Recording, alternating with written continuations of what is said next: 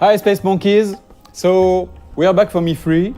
We wanted to share with you that demonstration, which is a mix between a technological demonstration of the engine that we call Voyager and the actual game with some gameplay elements. So here you can recognize the big mothership that was in the trailer. Of course, it's not the same level of quality. This is a work in progress assets. But again, we wanted to share all these materials with you. As you know, the game is in development. We still have a lot of things to do, but it's cool to share with you where we are on that spaceship part. So here, the mothership is like a home, a house for the player. That one is about 400 meters long, and you can have your crew inside, of course your main character, but also your spaceships. So if you start in the game without anything, and you get your first spaceships, even if then later you have a larger spaceship, you can keep the smaller one into the big mothership. That's the same thing for the crew. If you start with one or two members in your crew, then you can have them in your big mothership later. That gameplay mechanic of what we call the Russian dolls, so bigger, smaller into the bigger, and then your characters, is very close to what we had in fact in Beyond Good and Evil 1 when the characters were getting out of the hovercraft. So here we have that monkey, which is my playable main character here, but of course in that game, you can select your character and create your own character. Just to give you a feeling of scale, that ship is about 20 meters long, and the other one, the mothership, is about 400 meters long.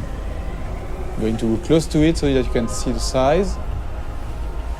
So when we have large spaceships like that, the good thing, the interesting thing is that they are a real level of gameplay. You can go inside. We have interiors for those big ingredients. So imagine I'm at the beginning of the game. I'm starting the game. I have nothing, but I am like like in Beyond Good and Evil 1, you start without anything, and you have to get some money to like level up and get your first vehicles. So imagine I'm just delivering pizzas. Here it's like a side quest or just a way among many to get some money. I'm delivering pizzas to those guys. So imagine it's not my spaceship. That's the beginning of the game, and this could be an interesting way to trigger the first ingredients of the adventure, because the spaceship is a playable interior. You can get inside, you can sell your pizza, and then instead of getting out of the ship, you could decide to explore the ship. And why not discover that there is some slavery, some human trafficking and things like that.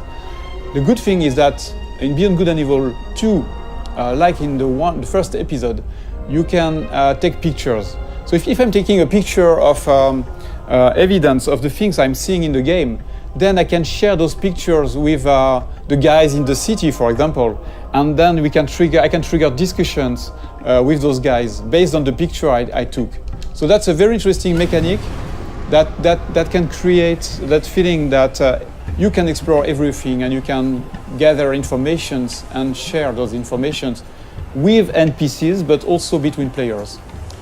Another very interesting thing here is the feeling of scale.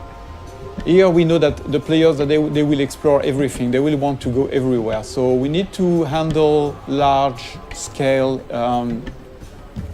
ingredients, like that huge statue, where you can go very close to it and you can look at all the details on the statues. And of course, you can go inside of this kind of statue, and you can also get on top of it. I just want to show you something interesting about the scale and the feeling of scale. So I'm going to land on the top of the statue, and you will realize how big it is.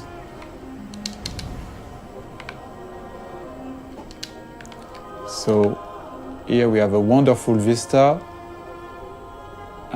I want to show you, so I'm going to go more in the developer edition mode, where I can move the camera very easily, and you can really notice and understand the feeling of scale when you look at that little monkey on top of the big statue. This is just a part of the head of the statue, and you're already very small. And it's very interesting to understand the scale of things. Here you see that the statue is really, really big. The statue is about 700 meters high. And the very interesting thing, again, is that, in fact, that statue, which is big, is just into a big city that is very small, in fact, compared to the continent here, the size of that big island, and which is a small part of a big planet. So you realize that you are just a little dot on that big planet, which is, in fact, just a small planet around a bigger one, which is a small dot in the big universe. So when we started that technology, we thought that we needed to handle that feeling of scale and in a realistic way. Before going into details, we wanted to make sure that the engine was capable of handling this kind of thing. When you look at this sunset, it's not exactly a sunset made by artists. It's really the combinations of physical ingredients, you know, the light that is changing depending on the atmosphere. So you can see here the different colors. And the fact that, of course, the planet is rotating around in space, around the big planet. So here I'm doing a kind of time lapse. I'm modifying the time so that you can understand better how it works. You see that everything is turning like in a real solar system. So yes, I'm increasing the speed. You see the night here with the cities. So another important thing is that you can, at any time, you can go everywhere. So if I'm going into another city, there is no loadings and things like that. Everything is seamless because it handles that big universe in a consistent way. There is no sheet or things like that. You can really appreciate the point of view wherever you are. It will be the same mechanics. So that was one of the big features we wanted to make sure that we had before showing the game to the public, to everybody, so that we wanted to make sure that the technology was working and this big ambitious game was feasible. I'm going back to my spaceship. I want just to show you some gameplay ingredients. I'm going to change a little bit the time so that we have a bit more sun. Yeah. So that spaceship is very, very nice. It's very close to the Beluga we had in Beyond Good and Evil 1. It can handle very large speed, but it's also very easy to do loopings and trigger very fast movements. So it's a dogfighter. I can increase the speed. So this is a classic plane speed we have on Earth. We are about 1,000 kilometers per hour. But you can increase that speed dramatically, like this, for example, and you will see. So the speed is increasing now. You see that it's about 5,000 kilometers per hour. Let's go back in the city so that we can really understand the speed. And I can increase the speed again. Whoa. Use some tricks, movements. And then we are going to do a looping, for example. So you can combine anything, any movements. And the very nice thing too is that you can even increase the speed to 20,000 kilometers per hour, which is a lot. I'm going to try, to drift like that. So at any time you have the drifting mode, you have all these very interesting movements. But of course, the biggest things you want to do in this kind of situation is to go in space. So let's trigger higher speed. And you see this little effect around the spaceship is because of the friction of the atmosphere. If I don't increase my speed, there is no reason to have more friction. But if I'm increasing the speed, you will see that the effect is stronger. And same thing if I'm going very, very fast. So depending on the quantity of atmosphere, you can have a stronger effect. Until you start burning. But you see, with those very high speed, you can really travel very, very far and very fast. Just changing the time of the simulation so that we can appreciate a wonderful view in space. So if I decide to go on this planet or the satellite, which is somewhere around there, I can go there seamlessly. And the more the further you are of the planet, the faster you can go because there's no more atmosphere, so no more friction. So here still have a little friction. But of course you can go back onto the planet whenever you want.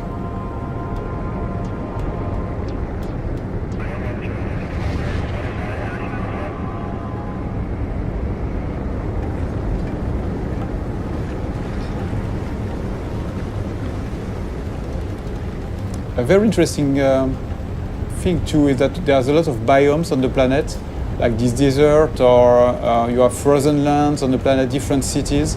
So we don't want empty planets. We want planets with landmarks, with places to explore. There are mountains where you have some monks living there. So they are not empty, repetitive planets. The planets we aim to work on, to make our planets with life. And the planet itself is living somehow. For example, that planet has different, I would say, big biomes.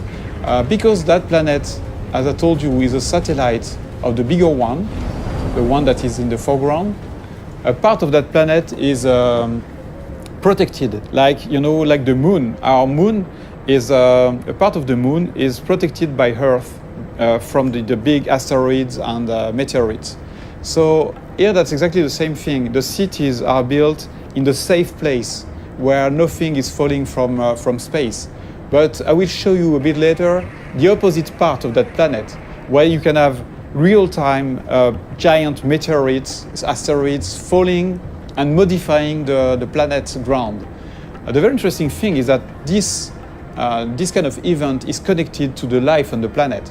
So that, yes, you've got those cities on the safe place, but once the big giant meteorites are falling on the other side of the planet, then you have the big companies that are sending the slaves on those very dangerous places. And a lot of slaves are dying trying to gather the meteorites goods, all the things that are falling from space and crashing. They are taking those rare materials and risking their life.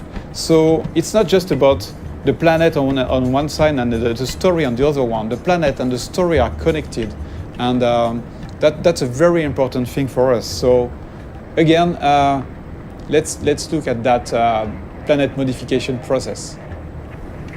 Okay, so now we are back on the other side of the planet, the side that is bombarded by meteorites. Here, we just want to showcase the ability that we have in the engine to modify the whole planet in real time. So here, for example, imagine that you're flying over that region. You can have a huge meteorite falling in front of you, and you will have all these one incredible effects on the planet, but also on the other spaceships. So that's a very important feature for Beyond Good and Evil. We want interactivity to be the heart of the whole experience, not just with characters, not just with spaceships, but also with a big, huge planet.